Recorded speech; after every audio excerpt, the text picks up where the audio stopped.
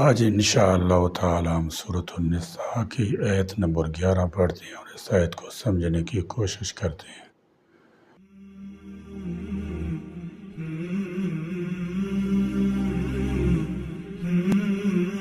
اعوذ باللہ من الشیطان الرجیم، بسم اللہ الرحمن الرحیم۔ یوصیکم اللہ فی اولادکم للذکر مثل حظ الانثیین فإن كن نساء فوق اثنتين فلهن ثلثا ما ترك وإن كانت واحدة فلها النصف ولأبويه لكل واحد منهما السدس مما ترك إن كان له ولد فإن لم يكن له ولد وورثه أبواه فلأمه الثلث فإن كان له إخوة فلأمه السدس من بعد وصية يوصي بها أو دين آباؤكم وأبناؤكم لا تدرون أيهم أقرب لكم نفعا فریضۃ من اللہ ان اللہ کان علیما حکیما۔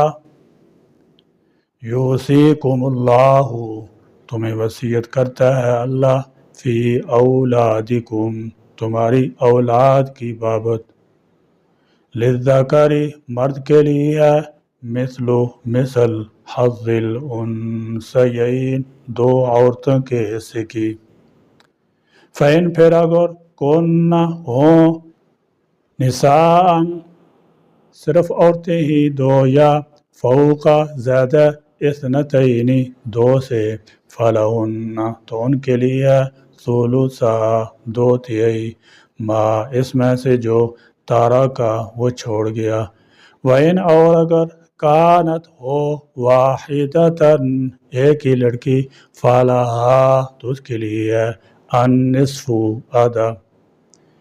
اس آیت میں تفصیل سے مختلف رشتہ داروں کی میراث کے احکام بیان کیے گئے ہیں۔ اولاد کے حق میراث کے سلسلے میں 3 حالتوں کا ذکر کیا گیا ہے۔ ایک یہ کہ مرنے والے کے لڑکے بھی ہوں اور لڑکیاں بھی، اس صورت میں لڑکوں کا حصہ بمقابلہ لڑکیوں کے دگنا اور لڑکیوں کا لڑکوں کے مقابلے میں آدھا ہوگا۔ اس کی وجہ ظاہر ہے کہ شریعت نے ماں باپ، اولاد اور بیوی کے نفقہ و کفالت کی ذمہ داری مردوں پر رکھی ہے، نہ کہ عورتوں پر۔ پس چونکہ ان کی ذمہ داریاں زیادہ ہیں، اس لیے ان کا حق بھی زیادہ رکھا گیا ہے۔ دوسری صورت یہ ہے کہ صرف بیٹیاں ہوں اور بیٹیاں 2 سے زیادہ ہوں تو متروکہ کا 2 تہائی دونوں بیٹیوں کو مل جائے گا۔ حدیث سے معلوم ہوتا ہے کہ اگر بیٹیاں صرف 2 ہوں تو ان کا بھی یہی حکم ہے۔ تیسری صورت یہ ہے کہ ایک بیٹی ہو تو وہ کل متروکہ کے آدھے کی حقدار ہوگی۔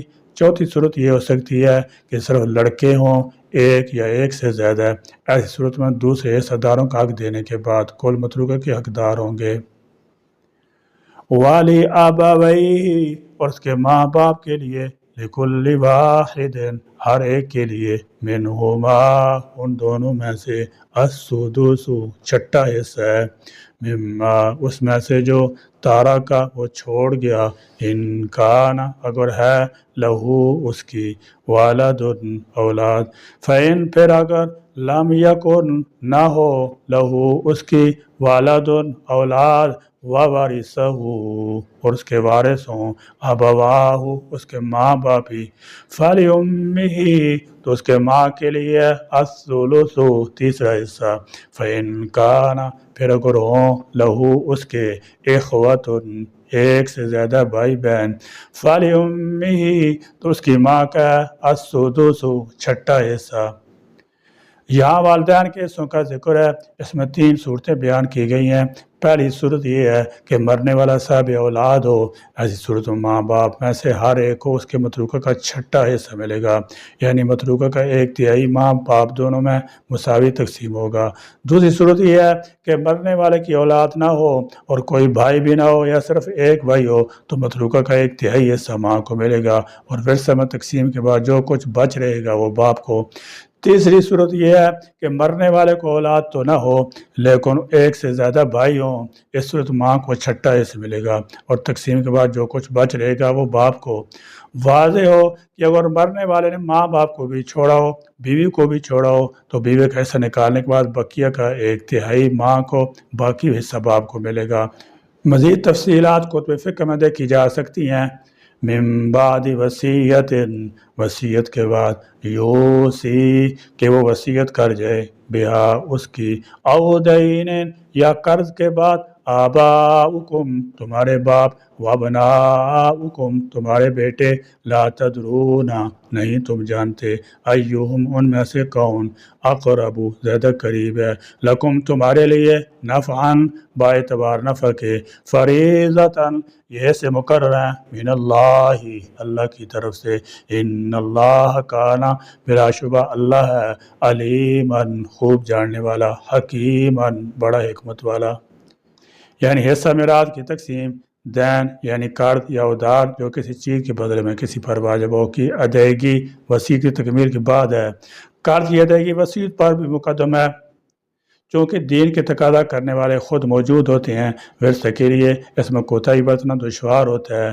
وصیت جس کے حق میں کی گئی ہو، تبرع ہونے کی وجہ سے اس کے مطالبہ میں شدت بھی نہیں ہوتی، اور یہ بھی ضروری نہیں کہ جس کے حق میں وصیت کی گئی ہے وہ اس سے واقف بھی ہو۔ اس لیے وصیت کی اہمیت کی طرف اشارہ کرنے کے لیے اس کا ذکر پہلے کیا گیا ہے۔ وصیت کے سلسلے میں حدیث میں 2 اہم اصول بتائے گئے ہیں۔ ایک یہ کہ وارث کے حق میں وصیت کا اعتبار نہ ہوگا، دوسرے وصیت زیادہ سے زیادہ ترکہ کے 1/3 ہی میں جاری ہو سکتی ہے۔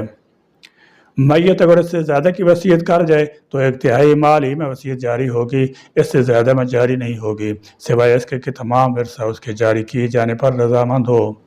اگر بیوی کا مال ادا نہ کیا ہو تو وہ بھی دین یعنی قرض میں داخل ہے، اور میراث کی تقسیم سے پہلے میت کی بیوہ کا مال نکال دینا ضروری ہے۔ اسلام میں وراثت کا انحصار 3 چیزوں پر ہے، پہلا نسب، دوسرا نکاح، تیسرا اولاد، جو کہ ولا کی پہلی قسم سے مختلف ہے۔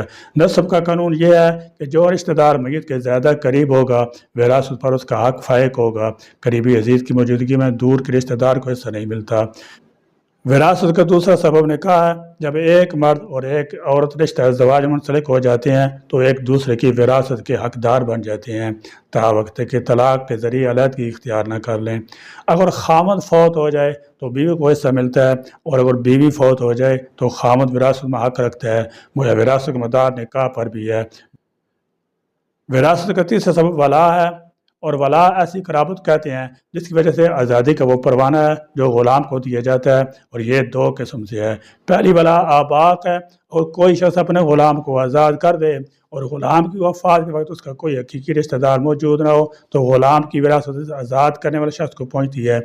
ام المومنین سیدہ عائشہ رضی اللہ تعالی عنہا سے روایت ہے کہ انہوں نے بریرہ کو خریدنے اور آزاد کرنے کا ارادہ کیا تو بریرہ کے گھر والوں نے ولا میراث کی شرط رکھی۔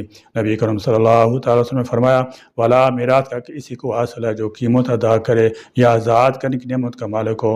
موجودہ زمانے میں ولا کی 2 صورتوں میں سے ولا اعتقاق تو ختم ہو چکی ہے، اب نہ کوئی غلام ہے اور نہ اس کی آزادی کی نوبت آتی ہے، لہذا یہ سبب اب بالکل بند ہو چکا ہے۔ البتہ دوسری قسم ولا موالات کی اب بھی گنجائش ہے، اور کوئی ایسی صورت پیش آ جائے کہ کوئی غیر مسلم کسی مسلمان کے ہاتھ پر اسلام قبول کر لے اور اس کا مولا بن جائے، پھر اس کی وفات کے وقت اس کا کوئی حقیقی مسلمان رشتہ دار موجود نہ ہو تو اس کی وراثت اس کے مولا کو ملے گی۔ گویا اس وراثت کے 3 سبب نسب، نکاح، موالات ہیں۔ آپ صلی اللہ تعالی علیہ وسلم فرمایا، علم 3 ہے اور ان کے سوا جو کچھ ہے وہ فضل ہے، آیات محکمات کا علم، سنت قائمہ اور انصاف کے ساتھ ورثہ کی تقسیم۔ قرضہ کی ادائیگی کا ذکر اگرچہ وصیت کے بعد مذکور ہے، تاہم میت پر قرضہ کے بوجھ متعلق احادیث صحیح میں جو وعید آئی ہے اس کی بنا پر امت کا اجماع ہے کہ تقسیم میراث کے وقت سب سے پہلے قرضے کی ادائیگی ضروری ہے۔ اگر بیوی کا حقمار ادا نہ ہوا ہو تو وہ بھی قرضہ ہے۔ اگر میت پر حج فرض ہو چکا ہو اور کسی وجہ سے کر نہ پایا ہو یا اس نے منت مانی ہو تو اس قسم کے اخراجات تقسیم میراث اور وصیت پر عمل سے پہلے نکالے جائیں گے۔ اور بعض چیزیں ایسی ہیں جو کسی وراثت تقسیم کرنے سے قبل کرنا ضروری ہوتی ہیں۔ اس سلسلے میں قانون یہ ہے کہ سب سے پہلے مرنے والے کے مال میں سے اس کے کفن دفن کا انتظام کیا جائے۔ اس کام پر اخراجات اعتدال کے ساتھ ہونے چاہیے۔ میت کا مال سمجھ کر فضول خرچی نہیں کرنی چاہیے۔ کفن کے لیے مناسب کپڑا اور دوسری اشیاء ضرورت خریدی جائیں۔ قبر کھودنے کا انتظام ہو جس کی مزدوری میت کے مال سے ادا کی جا سکتی ہے۔ اس کے بعد دیکھا جائے گا کہ اگر مرنے والے کے ذمہ کوئی قرض ہے تو ادا کیا جائے۔ تیسرے نمبر پر اگر میت نے کوئی وصیت کی ہے تو اسے پورا کیا جائے۔ اللہ تعالیٰ نے اپنی مہربانی سے ہر مسلمان کو کل مال کی 1/3 کے برابر وصیت کرنے کی اجازت دی ہے، اس سے زیادہ نہیں کر سکتا۔ اگر کوئی وصیت کی گئی ہے تو اسے پورا کیا جائے گا اور اس کے بعد باقی ماندہ مال وراثی حقداران میں تقسیم کیا جائے گا۔ اس بات کا خلاصہ یہ ہے کہ اس کو بڑے غور سے سمجھ لینا چاہیے، کیونکہ اس سے زندگی کا ایک بہت بڑا مسئلہ وابستہ ہے۔ لہذا سب سے پہلے مرنے والے کے چھوڑے ہوئے مال میں سے کفن دفن کا خرچہ بڑے مناسب طریقے سے کیا جائے۔ اس کے بعد اگر مرنے والے کے قرض دینا ہو تو اس کے مال میں سے اس کا قرض ادا کیا جائے۔ اگر پورا مال ہی قرض میں چلا گیا تو ٹھیک ہے، وارثوں کو کچھ نہ ملے گا، اور اگر قرض ادا کرنے کے بعد مال بچ جائے تو اس میں سے 1/3 میت کی وصیت مطابق دیا جا سکتا ہے۔ باقی جو بچ جائے اس کو قرآن کے اصول کے مطابق وارثوں میں تقسیم کر دیا جائے، جس کا خلاصہ یہ ہے۔ پہلا اصول تو یہ ہے کہ مرد کو عورت سے دوگنا حصہ ملے گا۔